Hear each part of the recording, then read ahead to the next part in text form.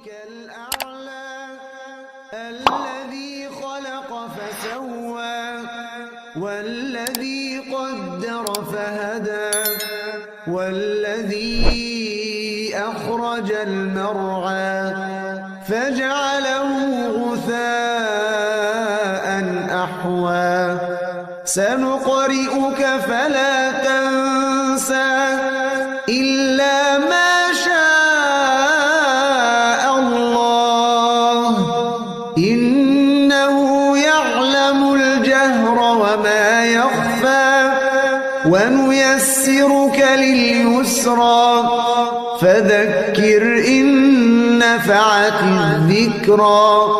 سيذكر من يخشى ويتجنبها الأشقى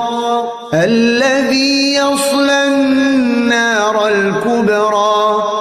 ثم لا يموت فيها ولا يحيا قد أفلح من تزكى وذكر اسم ربه فصلى بل تؤثرون الحياة الدنيا والآخرة خير وأبقى إن هذا